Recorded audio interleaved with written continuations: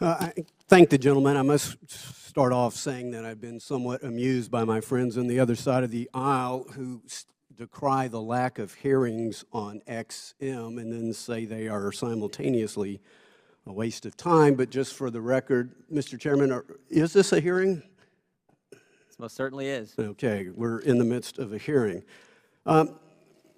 Mr. Hochberg, according to XM records, of the 50 largest loans or guarantees provided by XM, I believe this was on your watch through the end of FY 2014, roughly half have gone to state-owned companies or joint ventures that include state-owned companies, including Saudi Arabia, Russia, China, Pakistan, India, Colombia, Mexico, Ethiopia, South Africa, and Poland. Do you agree with that analysis? Hit your microphone. I haven't seen the data you're looking at, but those names sound familiar. Okay. Again, these are state-owned companies or joint ventures that include state-owned companies. There's been discussion of losing jobs to China. On your watch in 2011, the XM Bank records show that a $75.8 million loan was approved to a Chinese company, ICBC Financial Leasing. Its parent company is the state-owned Industrial Commercial Bank of China, the largest bank in the world with reported assets of $3 trillion. Are your records correct? Did that transaction take place? Congressman, my recollection is we approved that authorization, but there was never a disbursement. They changed their mind on that transaction. Okay, let's talk about Russia. It is my understanding, from perusing XM records, that on your watch, taxpayer-backed financing to Russia has increased roughly tenfold, from roughly $60 million to $600 million. Is that accurate? I'm not looking at the precise data, but we no longer do any business in Russia. Well, I know you don't because I sent you a letter after Russia had invaded the Ukraine. And if memory serves me correct, that was February 27th of 2014. And it took you until July 29th, I guess the math, many months later, before you and the XM Bank suspended all deals with Russia. Is July 29th, according to press reports, the date that you suspended all deals with Russia? And is it not true that Russia invaded the Ukraine on February 27th?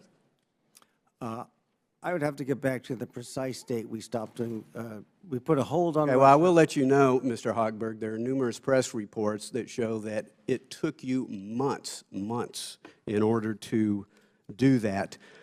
In February of this year, there were press reports that indicated that a $2 million direct export-import bank loan to Ghana that was designed to bring electricity to 1,200 rural communities was instead diverted to buy luxury automobiles by various foreign government bureaucrats, including Lexus SUVs. Are you familiar with this press report, and if so, is it accurate?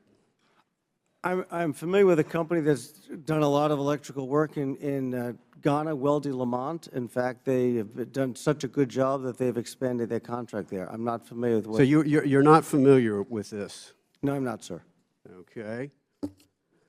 In September of 2013, the XM Bank approved a $33.6 million loan for a Spanish green energy company, Abengoa International. At the time, former New Mexico Governor Bill Richardson sat on the advisory board for both XM and this particular company. Are the records correct? Did XM approve this loan? I can confirm that. That sounds familiar to me, sir. Okay, Mr. Hochberg, approximately how many days a month do you travel away from the Export-Import Bank? I'm probably on the road, if I had to guess, about 8 days a month. 8 days a 7 or 8 month. days a month. And do you know, over the last year, how many appearances that you made in congressional districts with members of Congress?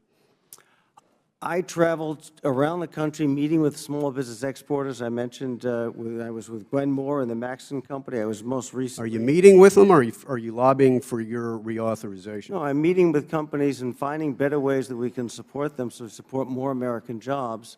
And meeting, since 90% of our customers are small businesses. Well, Mr. Hochberg, while you're going around meeting with various individuals and posing for photos, we get articles like this: Justice Department charges former Export-Import Bank official with bribery.